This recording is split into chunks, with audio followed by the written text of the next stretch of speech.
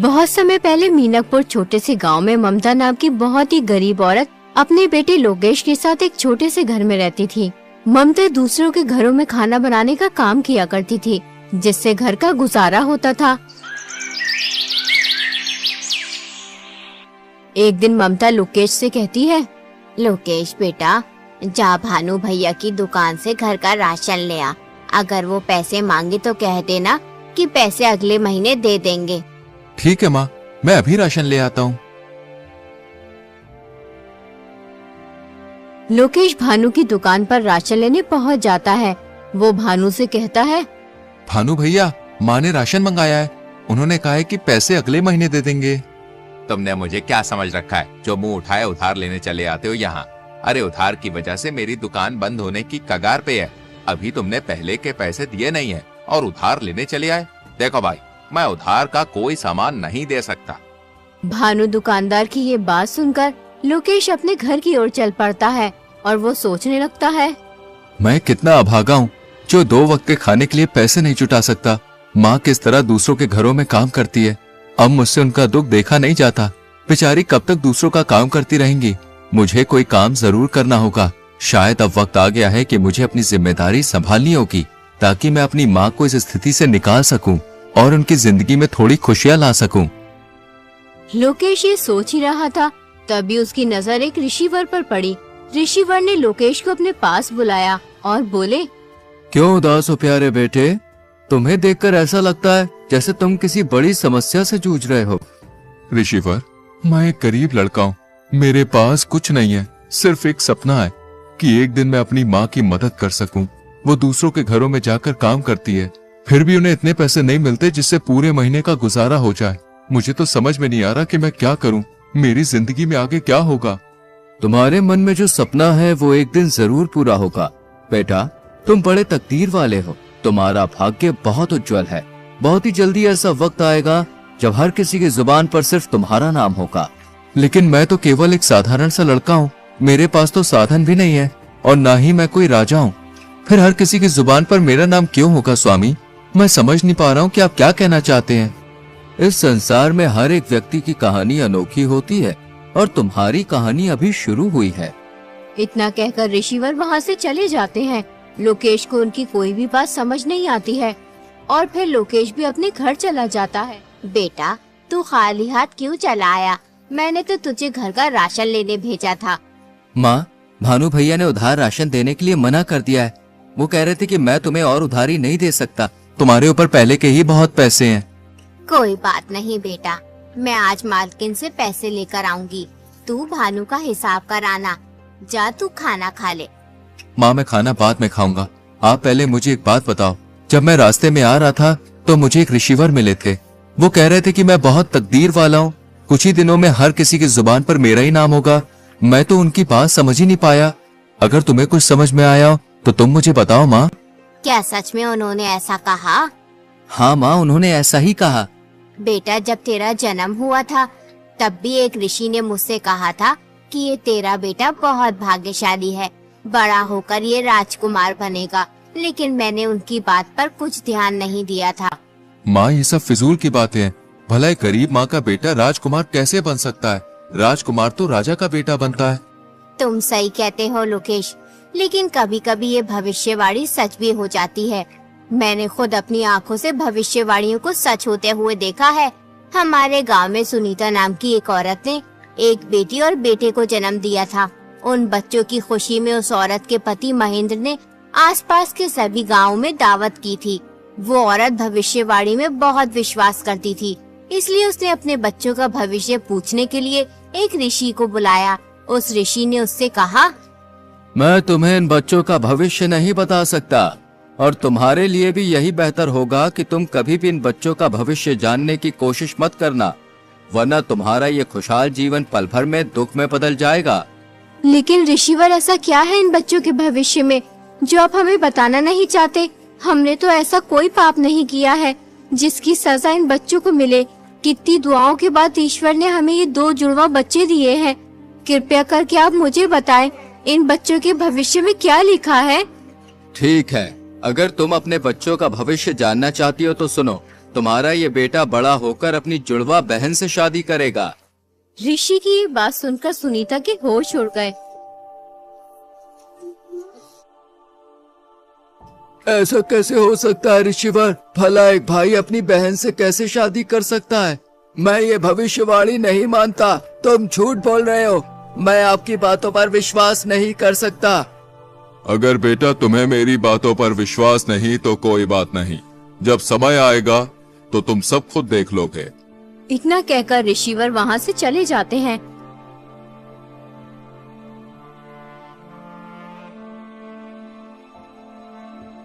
फिर सुनीता अपने पति से कहती है, नहीं, ये तो असंभव है। मेरे बच्चे आपस में विवाह नहीं कर सकते। चाहे कुछ भी हो जाए, मैं ऐसा नहीं होने दूंगी। मुझे अपनी बेटी को मरवा देना चाहिए, तभी ये भविष्यवाणी गलत साबित होगी। तुम ये क्या बेहुदा बात कर रही हो? उस आदमी की बातों में आकर तुम इस मासूम की जान लेना चाहती हो? कितने वर्षों बाद ईश्वर ने हमें औलाद का सुख दिया और तुम कह रही हो कि हम इस मासूम बच्ची को मरवा दें? मैं ऐसा नहीं करना चाहती, लेकिन हमें इन भविष्यवाणियों को हल्के में नहीं लेना चाहिए, क्योंकि ये भविष्यवाणियाँ मेरे जीवन में एक महत्वपूर्ण भूमिका निभाती आई हैं। कई बार ऐसा हुआ है जब मैंने इनकी अनदेखी की है तो मुझे इसका नुकसान उठाना पड़ा। हमें इन भविष्यवाणियों को गंभीरता से लेना चाहिए, क्योंकि ये सिर्फ शब्द नहीं है बल्कि हमारे भविष्य के संकेत हैं। इसलिए इस भविष्यवाणी को नजरअंदाज करना हमारे लिए सही नहीं होगा। देखो सुनीता, हमें समझदारी से सोच समझकर ही कोई कदम उठाना चाहिए। बताओ अब हमें क्या करना होगा? तुम इस बच्चे को कहीं दूर ले जाकर मार दो। हमें ना चाहते हुए भी ऐसा करना ही होगा। इसी में हमारी भलाई है। अगर भविष्यवाणी सच हो गई तो अनर्थ हो जाएगा। ठीक है, जो आज तक किसी ने नहीं किया वो मैं करूँगा। अपने ही हाथों से अपनी बच्ची की जान लूंगा। तुम इस बच्ची को किसी कपड़े में लपेट दो जिससे मुझ पर किसी को शक ना हो।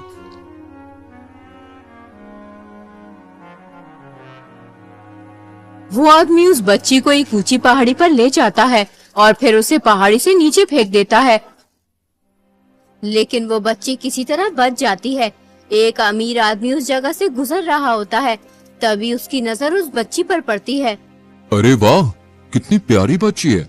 लेकिन ये बच्ची इस जंगल में क्या कर रही है? इसे यहाँ पर कौन छोड़कर गया होगा? मुझे इसे अपने साथ लेके जाना चाहिए, वरना इसे कोई जंगली जानवर खा जाएगा। वो अमीर आदमी उस बच्ची को अपने घर ले जाता है।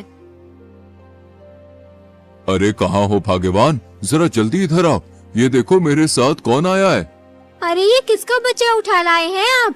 मैं क्या तुम्हें कोई बच्चा उठाने वाला दिखाई देता हूँ? अरे नहीं, मेरा मतलब वो नहीं जो आप समझ रहे हैं। मेरे कहने का मतलब ये है कि तुम्हें ये बच्चा कहाँ से मिला? ये नन्ही परी मुझे पहाड़ियों वाले जंगल में मिली है। पता नहीं इसे वहाँ पर कौन छोड़ के गया था। मुझे इस बच्ची पर दया आई और मैं उसे उठा के ले आया। ये तुमने बहुत अच्छा किया जिस बच्ची को अपने साथ ले आए। देखो ये बच्ची कितनी सुंदर है, देखने में बिल्कुल चांद का टुकड़ा लग रही है। आज से ये बच्ची हमारे परिवार का हिस्सा है। हम इसे भी अपने बेटे सुहन की तरह ही पालेंगे। अब से हमारे एक नहीं बल्कि 2 बच्चे हैं। यूं ही कई वर्ष बीत जाते हैं। अब वो दोनों भाई बहन बड़े हो चुके होते हैं। अपने बेटे को जवान होता देख सुनीता और उसका पति बहुत खुश होते हैं कि भविष्यवाणी गलत साबित हुई, लेकिन होना तो वही था जो तकदीर में लिखा था।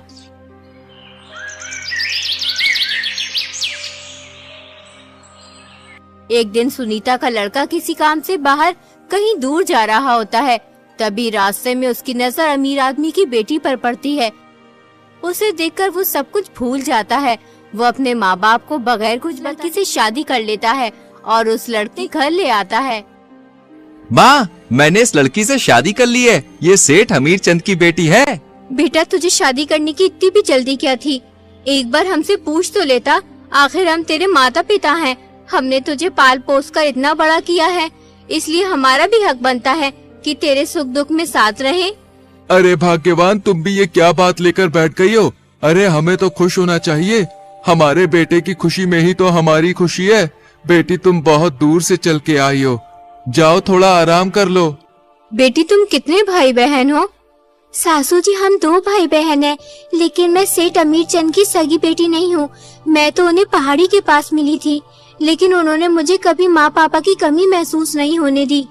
अपने बेटे की बहू के मुंह से ये बात सुनकर सुनीता सब समझ जाती है कि ये लड़की हमारी बेटी है। वो इस बात को अपने पति महेंद्र को भी बताती है कि भविष्यवाणी सच साबित हुई। ये बात किसी तरह सुनीता के बेटे को भी पता चल जाती है कि जिस लड़की से उसने शादी की है वो उसकी सगी बहन है, इसलिए वो अपनी जान ले लेता है और फिर वो लड़की भी मर जाती है। ये तो बहुत बुरा हुआ। इस बात को सुनकर मुझे पूरा विश्वास हो गया कि भविष्यवाणियां सच होती हैं। हमें इन्हें हल्के में नहीं लेना चाहिए। हाँ बेटा, मैं तुझे यही समझा रही थी कि इन भविष्यवाणियों को झूठ समझने की कोशिश मत करना। इसका मतलब वो ऋषिवर सच कह रहे थे कि मेरे मन में जो सपना है वो एक दिन जरूर पूरा होगा और बहुत जल्दी मेरा भाग्य उज्जवल होगा। उसके बाद हर किसी की जुबान पर सिर्फ मेरा नाम होगा। जिस राज्य में लोकेश रहता था, उस राज्य का राजा सूरजमहल बहुत ही शांति प्रिय और दयालु था। उसके शासन में सभी खुश रहते थे। प्रजा भी राजा को बेहद पसंद करती थी। हर कोई गर्व महसूस करता था कि वे ऐसे राज्य में रहते हैं जहाँ एक शांति प्रिय और समझदार राजा शासन कर रहा है। राजा के राज्य की इस उचित व्यवस्था के पीछे जिस आदमी का हाथ था वो थे उनके सबसे प्रिय सलाहकार रघुवीर सिंह। रघुवीर सिंह के रहते राजा को कभी कोई दिक्कत महसूस नहीं हुई, लेकिन अचानक एक दिन रघुवीर सिंह की मृत्यु हो गई। इससे राजा को बहुत दुख हुआ। अब उनके प्रमुख सलाहकार का पद खाली पड़ा था। वो चाहते थे कि पूरे राज्य में सबसे बुद्धिमान और जवान आदमी को ये पद मिले, इसलिए वो अपने मंत्री से कहते हैं, पूरे राज्य में घोषणा करवा दो कि जो भी व्यक्ति राजा की 3 पहेलियों का सही जवाब देगा उसे राजा 1000 सोने के सिक्के और अपना प्रमुख सलाहकार नियुक्त करेंगे। अगले ही दिन मंत्री ढिंडोरची को घोषणा करवाने के लिए भेज देते हैं। सुनो ए लोगों, महाराज सूरजमल का ताजा फरमान जरा गौर से सुनो। महाराज के सबसे प्रिय सलाहकार रघुवीर सिंह की अचानक मृत्यु हो गई है, इसलिए अब उनका पद खाली है। जो भी व्यक्ति महाराज की 3 पहेलियों का सही जवाब देगा उसे महाराज 1000 सोने के सिक्के और अपना प्रमुख सलाहकार नियुक्त करेंगे। कौन जाने अब हमारे मुल्क का क्या होगा। क्यों बाबा, कोई आफत आ गई है सलाहकार की मृत्यु होने से? बेटा, आफत तो कुछ नहीं आई। रघुवीर सिंह बहुत ही अच्छा इंसान था। ईश्वर अच्छे इंसान को जल्द ही अपने पास बुला लेता है। बेचारा हमेशा प्रजा की भलाई चाहता था। मैंने कितने ही सलाहकारों को बदलते देखा है, मगर यकीन मानो रघुवीर सिंह जैसा कोई नहीं था। वो हमेशा गरीब मजलूम लोगों के हित में ही सोचता था। पता नहीं अब राजा का नया सलाहकार कौन बनेगा जो हम जैसे गरीबों के बारे में सोचेगा। अगले ही दिन राजमहल में बहुत से आदमी जाते हैं, लेकिन कोई भी राजा की पहेलियों का जवाब नहीं दे पाता है। यूं ही 3 दिन गुजर जाते हैं। एक दिन लोकेश अपनी माँ से कहता है, माँ, क्यों ना एक बार मैं महाराज के पास जाकर इन पहेलियों का जवाब दूं? बेटा, राजा हर बार पहेली बदल कर पूछता है। अभी तक कोई भी तीनों पहेलियों का सही जवाब नहीं दे पाया है। बहुत से अक्लमंद लोगों ने पहेलियों का जवाब देना चाहा, लेकिन हर कोई नाकाम रहा। तुम उन अमीर लोगों के बीच कैसे जा सकते हो? वहाँ बहुत ही तजुर्बेकार और होशियार लोग आए हुए हैं। माँ, बिल्कुल भी परेशान ना हो, मैं महाराज के पास जरूर जाऊंगा। सोचो, अगर मैंने पहेलियों के जवाब दे दिए तो 1000 सोने के सिक्के मिलेंगे। फिर तुम्हें किसी के घर जाकर काम करने की जरूरत नहीं होगी और मैं भी महाराज का सलाहकार बन जाऊंगा। ठीक है बेटा, तू इतना कह ही रहा है तो जा। मेरी दुआएं तेरे साथ हैं। ईश्वर तेरी हिफाजत करे।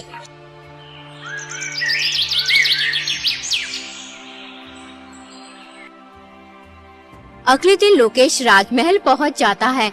महाराज उससे पूछते हैं, तुम यहाँ किस लिए आए हो? महाराज, मैं यहाँ आपकी पहेलियों का जवाब देने आया हूँ। अभी तक कोई भी मेरी पहेलियों का जवाब दे नहीं पाया। तुम समझदार लगते हो, जवान भी हो, शायद तुम मेरी पहेलियों का जवाब दे सकते हो। जैसा कि तुम शर्त जानते ही हो, जो भी पहेलियों का सही जवाब देगा वो मेरा सलाहकार बनेगा और उसे इनाम में 1000 सोने के सिक्के दिए जाएंगे। ठीक है महाराज, मैं आपकी पहेलियों का जवाब देने के लिए तैयार हूँ। तो बताओ, तुम्हारे अनुसार सबसे बड़ा धन क्या है? महाराज, सबसे बड़ा धन संतोष है। जब मन शांत होता है तो इंसान सबसे अमीर होता है। बहुत खूब। अब दूसरे सवाल का जवाब दो। जीवन में सबसे बड़ा ज्ञान क्या है? महाराज, जीवन में सबसे बड़ा ज्ञान ये है कि खुद को जानना और समझना। जब हम अपने आप को पहचानते हैं तब हम दूसरों को भी समझ पाते हैं। सही उत्तर। अब तीसरा और आखिरी सवाल, सच्ची मित्रता का अर्थ क्या है? महाराज, सच्ची मित्रता वो है जब एक मित्र दूसरे की खुशियों में खुश और दुखों में दुखी होता है, बिना किसी स्वार्थ के। बहुत अच्छे, तुमने तीनों सवालों के सही जवाब दिए हैं। तुम वाकई में बुद्धिमान हो। आज से तुम मेरे सलाहकार हो। मंत्री, इसे 1000 सोने के सिक्के दे दिए जाए। कल से तुम अपना पद संभालोगे। लोकेश 1000 सोने के सिक्के लेकर अपने घर चला जाता है। लोकेश को देखकर ममता बहुत खुश होती है। वो लोकेश से कहती है, बेटा, जब से तू गया है तब से ही मैं तेरे लिए दुआ कर रही थी कि तू कामयाब हो, और ईश्वर ने मेरी दुआ सुन ली। अब हमारी सारी मुसीबतें दूर हो जाएंगी। हाँ माँ, अब तुम्हें किसी भी चीज की चिंता करने की जरूरत नहीं है। आज से तुम्हें दूसरों के घरों पे जाकर काम करने की भी कोई जरूरत नहीं है। बेटा, मेरी पूरी जिंदगी दुख और तकलीफों में कट गई। आज सालों बाद तूने मुझे ये खुशी दिखाई है। अगर आज तेरे पिताजी जिंदा होते तो बहुत खुश होते। पूरे राज्य में ये बात फैल जाती है कि ममता का बेटा राजा का सलाहकार बन गया है। सब बहुत खुश होते हैं क्योंकि लोकेश बहुत ही समझदार और नेक लड़का था। एक दिन लोकेश महल से अपने घर जा रहा होता है। तभी रास्ते में दो भाई एक घोड़ी के बच्चे के ऊपर झगड़ते हुए दिखाई देते हैं। लोकेश उनके पास जाकर बोला, आखिर तुम दोनों लड़ क्यों रहे हो? जिस आदमी को तुम मेरे सामने खड़ा देख रहे हो, ये मेरा बड़ा भाई है। ये एक नंबर का झगड़ालू इंसान है। ईश्वर इसे गारत करे। हमारे पिताजी जो भी छोड़कर मरे थे, हमने उसे आपस में बांट लिया। मेरे हिस्से में घोड़ी आई थी, उस घोड़ी ने एक बच्चा दिया। ये बेईमान इंसान उस घोड़ी के बच्चे को अपना बता रहा है। जरा आप इसे समझाइए। जब बच्चा मेरी घोड़ी ने दिया तो वो घोड़ी का बच्चा मेरा हुआ या इस बकबक का? ये नामुराद झूठ बोल रहा है। सालों से ये अपनी घोड़ी को मेरी जगह में बांधता हुआ आ रहा है और इसकी घोड़ी ने बच्चा मेरी जमीन पर दिया है, इसलिए वो घोड़ी का बच्चा मेरा हुआ। जो चीज जिसकी जमीन पर पैदा होती है वो उसी की हो जाती है। लोकेश समझ गया ये दोनों पागल हैं, इसलिए वो उनसे बोला, तुम्हारी समस्या तो बहुत गंभीर है। तुम्हें राजा के पास जाना चाहिए, वो ही तुम्हारा फैसला कर सकते हैं। तुम सही कह रहे हो, हमें राजा के पास जाना चाहिए, वरना ये झगड़ालू इंसान कुछ उल्टा सीधा न कर बैठे। अगले दिन दोनों भाई राजा के पास पहुंच जाते हैं और राजा को अपनी सारी बात बताते हैं। राजा लोकेश से कहते हैं, इस समस्या का हल तुम करो लोकेश। वो दोनों भाई लोकेश को पहचान लेते हैं, लेकिन राजा के सामने उनकी बोलने की हिम्मत नहीं होती, इसलिए वो चुपचाप खड़े रहते हैं। देखो, जगह से घोड़ी और बच्चे का कुछ भी लेना देना नहीं है। जिसकी घोड़ी है बच्चा भी उसी का है, लेकिन तुम्हें अपने बड़े भाई की जगह में घोड़ी बांधने का हर्जाना देना होगा। तुम्हें उसे एक सोने का सिक्का देना होगा। दोनों भाई लोकेश का फैसला सुनकर खुशी खुशी अपने घर चले जाते हैं।